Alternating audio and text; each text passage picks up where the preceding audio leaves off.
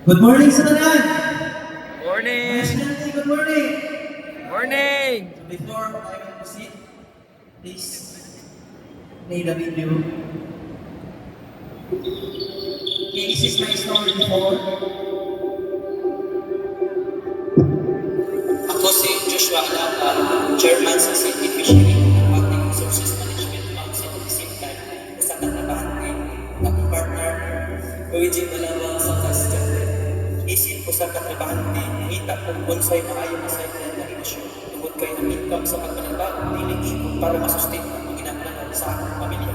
Para dili mamula ko ang akong pagpanagbago, akong ni-partner ang akong pagmangkot na mao si Mr. Luigi J. Alaba. Samtang nag-attend ko sa mga seminars sa livelihood na iskutan na ang tilapia production na kumukita manageable ang kakayo. Dintilala na bayuganon ang nagsulod-ani ng negosyo tungod sa limitado sa supply sa tubig. Pagkuman sa mga seminar, akong nauna-unahan na doon kami isa ka hektarya na yota na doon sa spring water o dinha nagsugod ang Alaba Tilapia Farm. Alaba Tilapia Farm nagsugod ato ng October 2021 sa Mitapon na 200 square meter o naka-harvest ni 450 kilos in 4 months.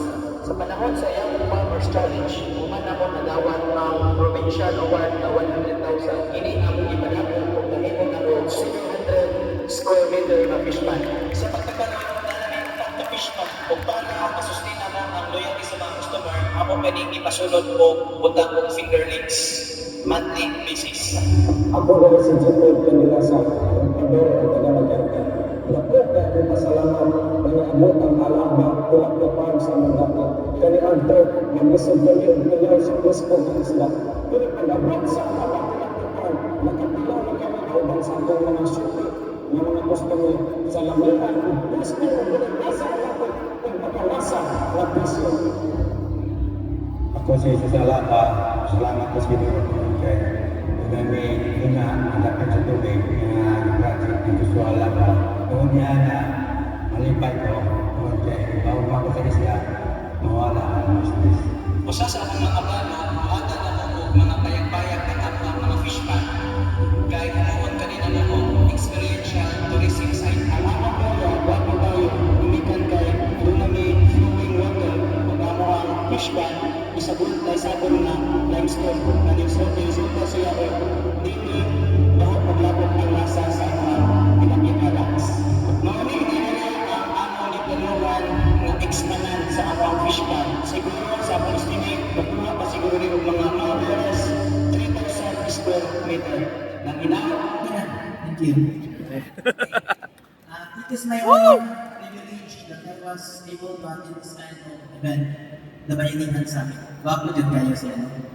Also, nagpapasalamat din po ako sa Navy staff for inviting me here. And at the same time, naging isa sa mga community sharer.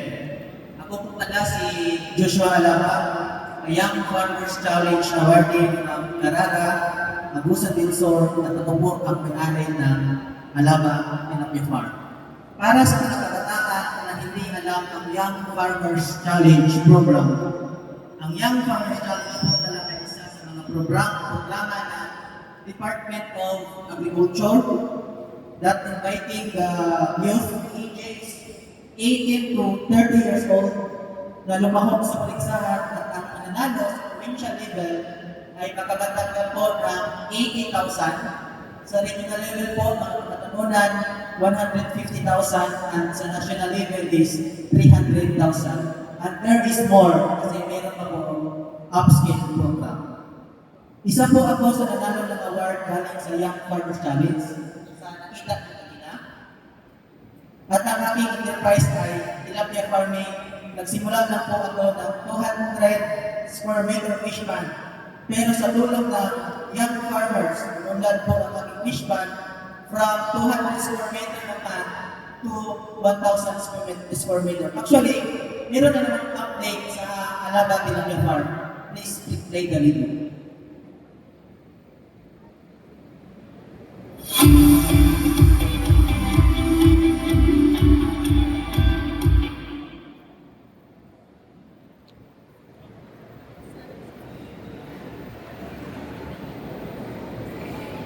So yan ang text list.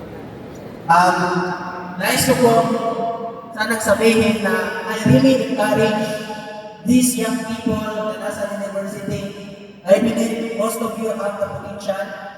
Pwede po kayo magsimula sa small, kahit wala po kayo enough capital, kasi ang Department of Agriculture, ang hinihingi lang po ay isang, proposal na papers only. All you need to do is to conduct research kung ano gusto ng business, mapa-production man, or processing, at iba pa, any related business na, ano po, related to agriculture. Ito po ang update ng aming farm. So kung kanina, nakita ninyo na apat na po, ngayon po ay naging 7 na po. Wow. Dahil sa tulong na rin ng young farmers at saka malaki ang kita ko kasi ginamit ko ang dati beans. Dati. Hey. So ito na po ngayon.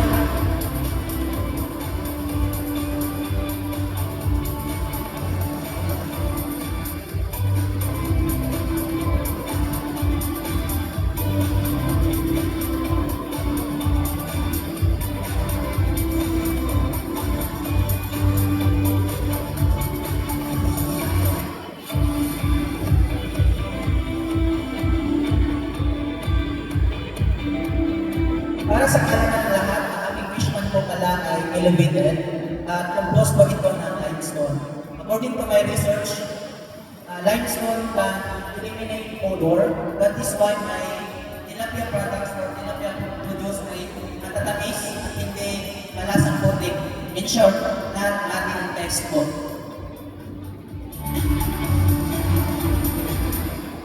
Okay? In addition, ako po pala isang empleyado. Katulad din ako ng mga iba dyan, empleyado. But, being an employee is not enough. That is why I engage in agriculture to double or triple my income. Agriculture is a good business, is a good sideline. Kasi, pwede kang mamili ng mga agribusiness na hindi nangangailangan na full attention po, di ba? Pwede mo rin i-iyal sa mga tao, sa iyong parents, para makagenerate ng income.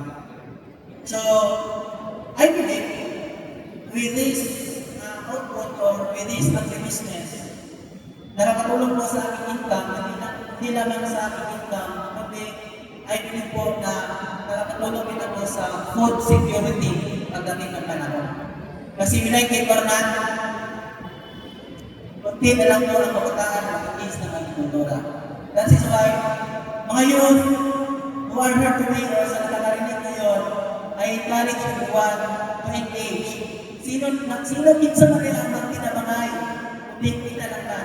Kinsa man rin ang sa pagpunto, kundi kita naman. Why we need to export our waste? Why we need to export as what our speaker said last day, na itubo naman ang ating mga pagbago dito at pwede rin kayo magapulis. We the youth are very thankful. Last day, we the youth are very thankful po talaga sa Department of Agriculture, Aman at Amas.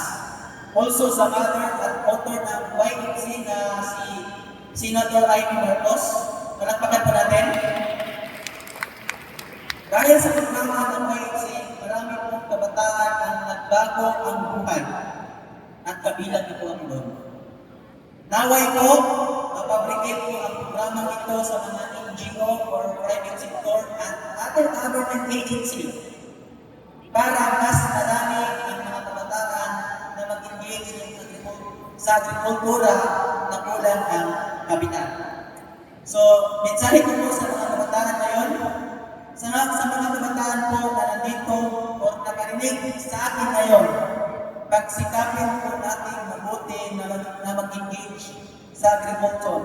Kasi ang what Jose Rizal said, we are the hope of our nation. Again, we are the hope of our nation. And we need to secure our food. Come and join us, YMC or Bayanihan.